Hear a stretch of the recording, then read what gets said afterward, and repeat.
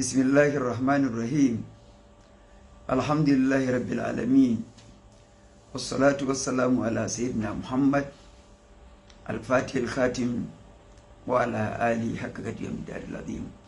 Assalamu alaikum. Good afternoon, everyone.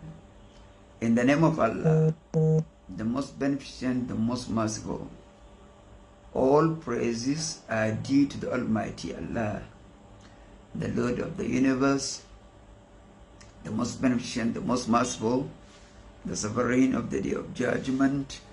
You alone we worship, and from you alone we implore help.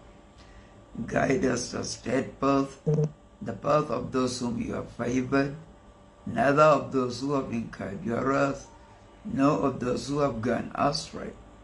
O Allah, maintain your praise persistently upon our chief and master Muhammad, the key to that which is closed, the seal to that which is past, the upholder of the truth by the means of truth, the proper guide to your steadfast, and upon his family according to his eminence and his great honor. Assalamu alaikum once again. Good afternoon, everyone. I am back on my series of lectures of the topic, the Divine Mandate series.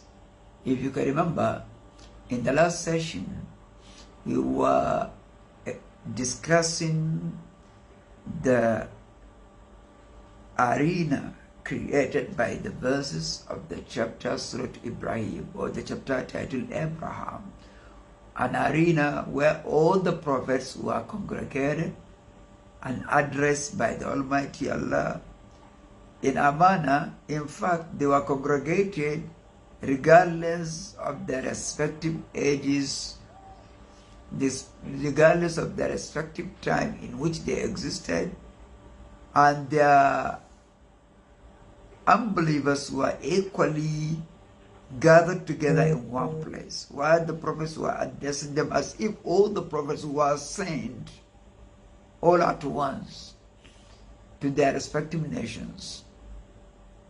So the Almighty Allah summarized the messages of the entire prophets to their people, and such messages were narrated when they were conveyed to their people, and the responses were equally narrated. And having recited the verses and explained them in the last episode, we cited an example to elaborate the point with the story of Prophet Jethro in the chapter Surah Al-A'raf, or the Heights, where Prophet Jethro was engaging his people. Having preached to them, their response came in the same way the responses of the unbelievers to the prophets were narrated in the chapter Abraham. When the Almighty Allah said in the chapter Abraham, وَأَوْحَى إِلَيْهِ وَقَالَ الَّذِينَ كَفَرُوا لِرُسُلِهِمْ لَنُخْرِجَنَّكُمْ مِنْ أَرْضِنَا أَوْ لَتَعُودُنَّ فِي مِلَّتِنَا. Remember when the unbelievers responded to their prophets when they were preached that we will surely drive you out of our lands, or you must revert to our creed of idol worshipping. So we gave an example of how Prophet Jethro in the chapter Surah Al-A'raf, his people issued the same threat to him when they said, قال الملأ الذين استكبروا من قومه لنخرجنك يا شعيب والذين آمنوا معك من قريتنا أو لتعودن في ملتنا لنخرجنكم من أرضنا أو لتعودن في ملتنا لنخرجنك يا شعيب والذين آمنوا معك من قريتنا أو لتعودن في ملتنا. We will certainly drive you out of our land or of our town, or you must revert to our creed of polytheism. Then he said, أَوَلَوْ كُنَّا كَارِهِينَ. You mean, even if it is against our will, you mean you are ready to enforce That is, you are ready to force your creed on us to accept against our wishes. أولو كنا كارهين قد افترينا على الله كذبا إن كنا في ملته. Certainly we have fabricated a great lie against Almighty Allah. Should we yield to your demand of reverting to the creed of polytheism? No prophet had ever practiced polytheism before he received the divine message. But the prophet was speaking on behalf of his followers who, prior to the divine message, were polytheists. That is why he said, "In udna fi millatikum," if we ever revert to the creed of idol worshiping. Because he never practiced idol worshiping. But as I said earlier, he was speaking on behalf of his followers. But in the Jannah, after the Almighty Allah delivered us from polytheism, وَمَا يَكُونَ أَنْ نُدْفِيَ إِلَّا أَنْ يَشَاءَ اللَّهُ رَبُّنَا.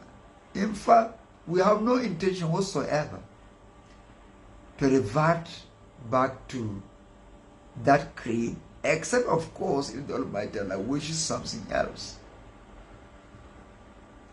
Here, he made this exception so as to comply with the divine order in the chapter Surah Al-Kahf, where the Almighty Allah said, وَلَا تَقُولَنَّ لِشَيْءٍ إِنِّي فَاعِلٌ ذَلِكَ غَدًا إِلَّا إِنْ يَشَاءَ اللَّهُ.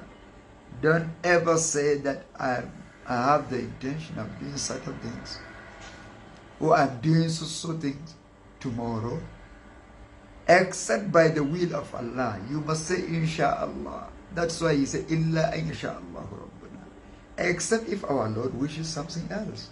But for us, we have no intention of going back to the idol worshiping. Alallahi tawakkalna. It's in him who put our utmost trust. Rabbana ftah baynana wa bayna qawmina bil haqq.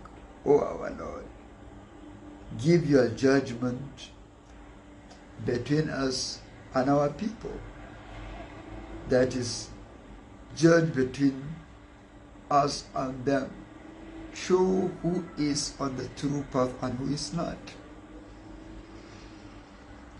If Tabain and we are the best of all judges. So, in this context, we can understand that the problem of the unbelievers of all nations with their prophets stems from the fact that they couldn't reconcile themselves with the reality of having a mortal prophet. They failed to reconcile the idea of having, or they failed to come to terms with the idea of having a mortality combined with prophethood in one person. For them, no mortal is qualified enough to speak on behalf of God. That's why Abashara minna wahidan nattabi'u inna idhan lafi dalalin wasur. أو الذكر عليه من بيننا بل هو كذاب أشر سيعلمون غدا من الكذاب الأشر إنا مرسل الناقة فتنة لهم فارتقبوا مصر. It is the common response across the ages of humankind that unbelievers give to their prophets. A mortal, a human being, one of us, expecting us to follow him,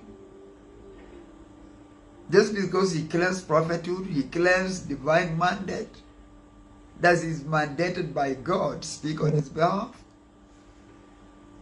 If we do that, that means we are lost.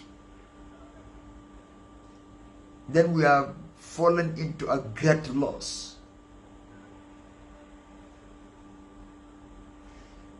So, and this, as I said earlier, happened to Prophet Hud, Prophet Saleh, Prophet Moses, when he conveyed the divine message to Prophet Saleh, Prophet Abraham, when he conveyed his message to the people of Babylon. Although, when we observe the engagement of Prophet Abraham with his people, this particular point was not so much emphasized. That's the mortality of Abraham. Abraham was very philosophical in his approach when he conveyed the divine message to the people of Babylon. He engaged them in a philosophical debate, a very interesting one, that put the two perspectives against each other. Abraham started by asking them logical questions for them to answer, because no engagement is more interesting than asking the person you want to engage. You want to know his idea, you want to know his views before you preach anything to him. You want to know his perception, his worldview. That's why the Almighty Allah narrated the debate in its details. In the chapter titled Prophets, Surah Al-Anbiya, the Almighty Allah narrated to us how Abraham approaches people. أعوذ بالله من الشيطان الرجيم ولقد آتينا إبراهيم رشده من قبل وكنا به عالمين. Certainly we have provided Abraham with co-guidance. Rushdu is not merely a guidance, it is co. It represents the co-guidance. That is the innermost of guidance. وَلَقَدْ آتَيْنَا إِبْرَاهِيمَ رُشْدَهُ مِنْ قَبْلُ, a long time ago, وَكُنَّا بِهِ عَالِمِينَ, and we are very much aware of him. إِذْ قَالَ لِأَبِيهِ وَقَوْمِهِ مَا هَذِهِ التَّمَاثِيلُ الَّتِي أَنْتُمْ لَهَا عَاكِفُونَ. You see the logic, you see the philosophy. Remember when he asked his father, of course his uncle, Azar, his paternal uncle, when he asked him, Ma hadhihi tamathil, he asked his uncle and his people, that is the people of Babylon, what are those images, what are those idols to which you are so devoted? Why? Ma hadhihi tamathil allati antum la akifun. Of course, no one would expect Abraham, by this question, he wanted to know the substance of which the idols were crafted. No, far from it. He was very much aware of the substance of which they were created. He wanted to know of what value do they represent? Why this devotion to them? Why? In what way do they deserve all this devotion from human beings? Why? What is the basis? There must be some sort of basis for this devotion. Why?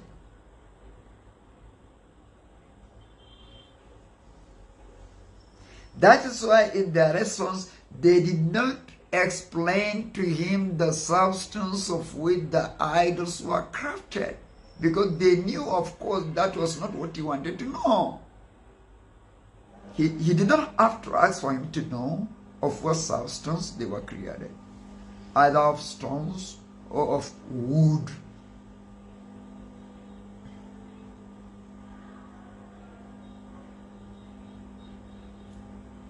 That is why when he asked them, قالوا وجدنا آباءنا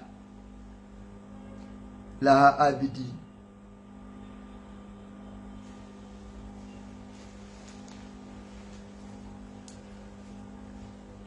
قالوا وجدنا آباءنا لها عابدين. What was their response? They said, well, nothing justifies our devotion to the idols except the fact that we have found our forebears so devoted to them. We have found our forefathers worshipping them, and no more. This is the only logical justification for our devotion to the idols, and no more. And such kind of devotion requires greater justification than merely meeting one's father doing something like this. Because one can live but only once. And once one's life expires, one has another world to go there and account for whatever he did in this world. And you wouldn't expect to give this as an answer to your Creator, that the right of your Creator, you diverted the right of your Creator to another being.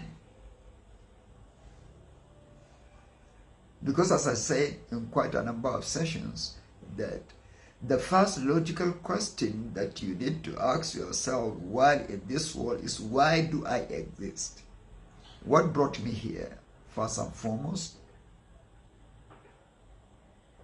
I can't just travel from non-existence into existence just for no purpose.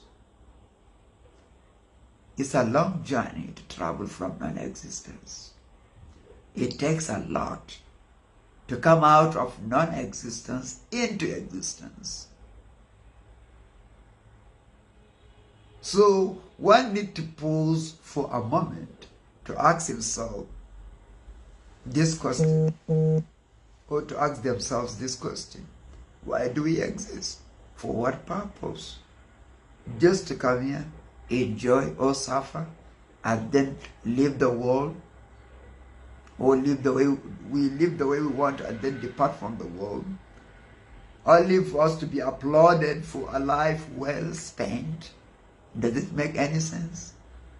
Do you think that, is there anyone in Abuja, for example, if you travel from here to Abuja to live a very fulfilling life, and you expect anyone to applaud you for that? Because you have a very fulfilled life? No. People will judge you based on the impact of your services. What can you offer? That's what concerns them. And of course, we can't just claim creating ourselves. We must have been created by a greater being. And that being must have the right. We must concede to him the right to explain to us the purpose of our creation. He alone has the right, has the prerogative right to tell us the purpose of our creation, and no more, and no one else. And he equally has the right to give us, after having explained to us the purpose, he has the right to tell us the way and manner he wants us to serve that purpose. How he wants it. And that can be conveyed to us only through prophethood and apostleship. Only prophets can do that service. And that is the mandate given to the prophets. And that's why Abraham, as I said earlier, was very logical and philosophical in his approach. When he asked them, we encountered our forebears worshipping them, and no more. a very good answer anyway, that will provide a lead to a more philosophical engagement.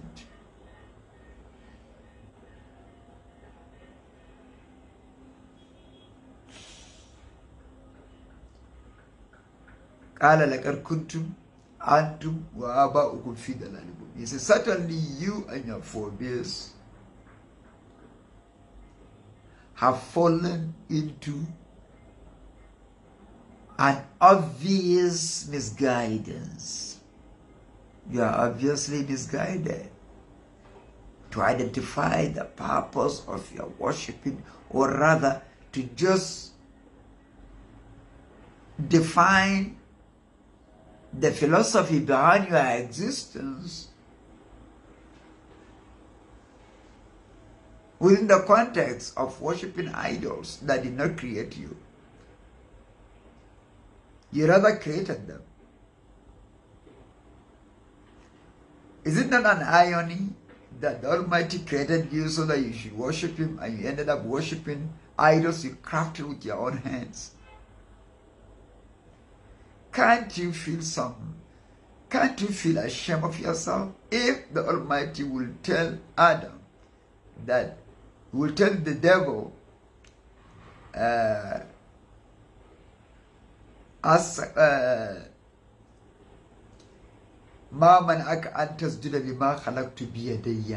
why didn't you fall down in prostration to what I have created with my hands?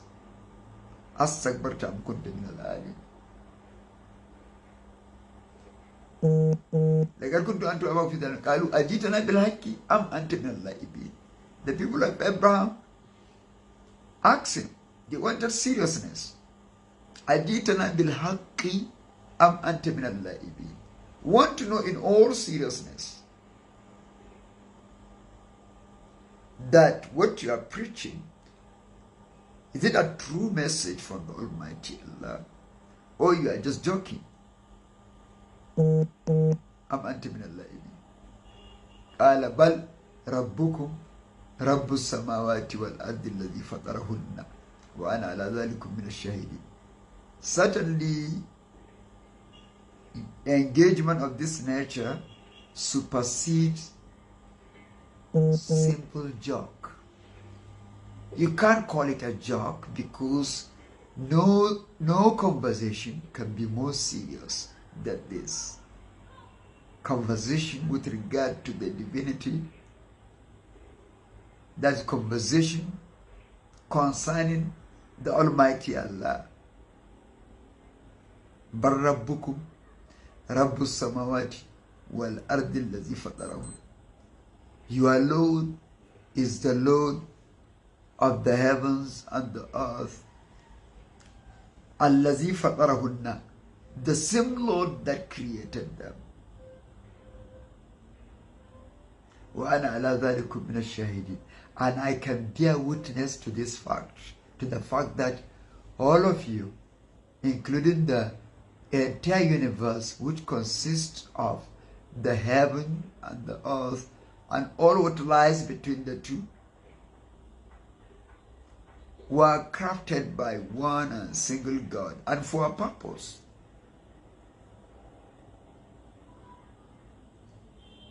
وأنا على ذلك من الشاهدين. So when they failed to accept the message and they persisted in their unbelief and idolatry, on the day of the one of the festives that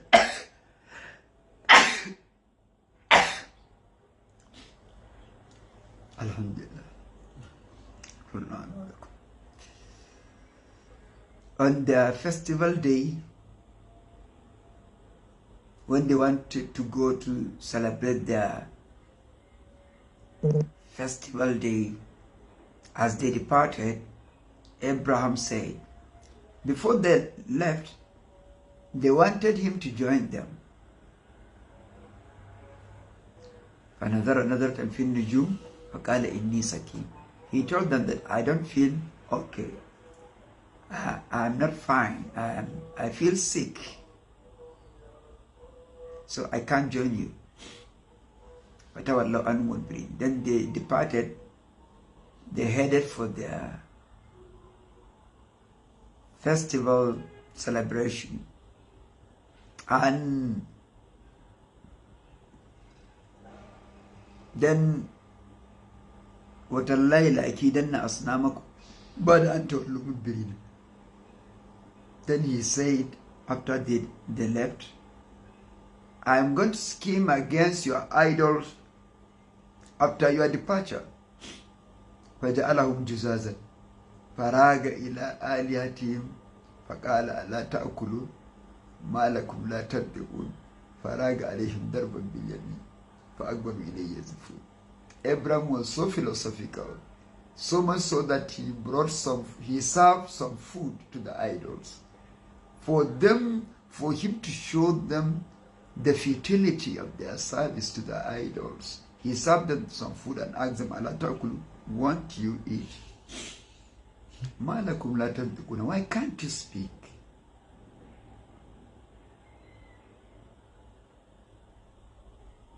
Then Faraga alayhim darban bil yamin. And having exhausted all this, he broke the idols into pieces and he spared the biggest one, because the idols were of different sizes. So he spared the biggest one of them and he destroyed the rest. He did that for a reason. He left the biggest one to serve as a reference point, so that he will use the biggest one to guide them out of polytheism, to show them philosophically how bad polytheism is.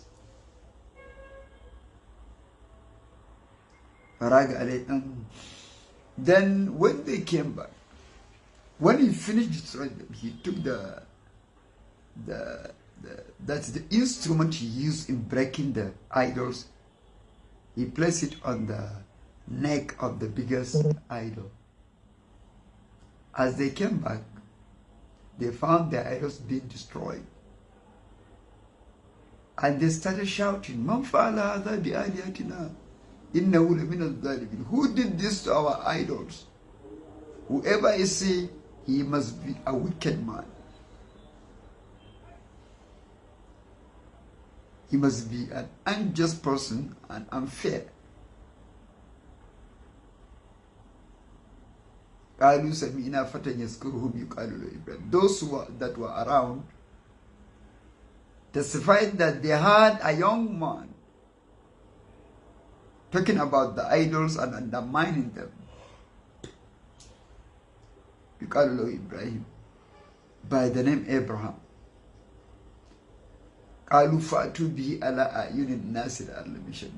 the fact that they were infidels, they were idol worshippers, yet they had some certain degree of fairness and justice, because they demanded that Abraham be brought to their presence for them to question him, to confirm whether he was the one who did this to their idols or not.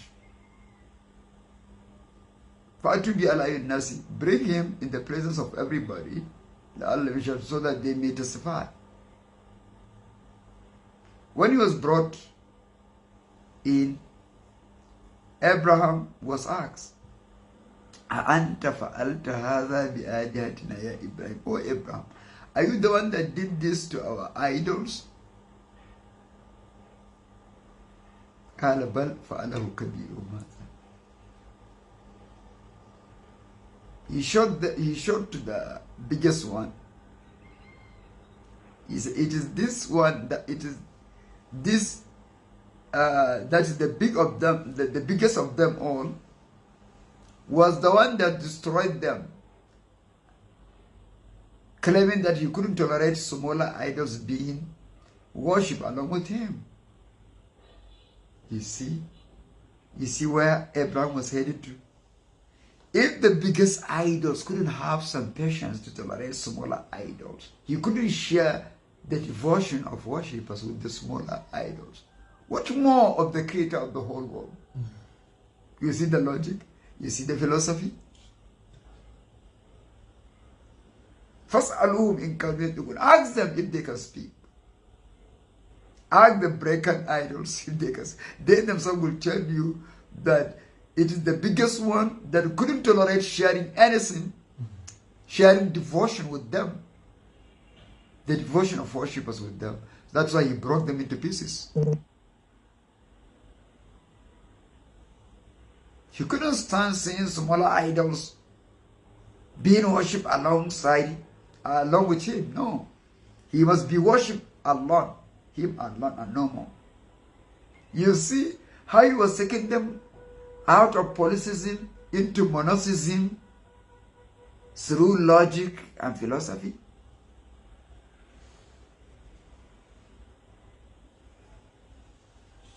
So, due to the time factor, I think we have to stop here, inshallah. When we come back in the next session, we're going to continue exactly where we stop. اللهم صل على سيدنا محمد الفاتح لما أغلق والخاتم لما سبق ناصر الحق بالحق والهادي إلى صراطك المستقيم وعلى آله وصحبه وسلم. سبحان الله. السلام عليكم.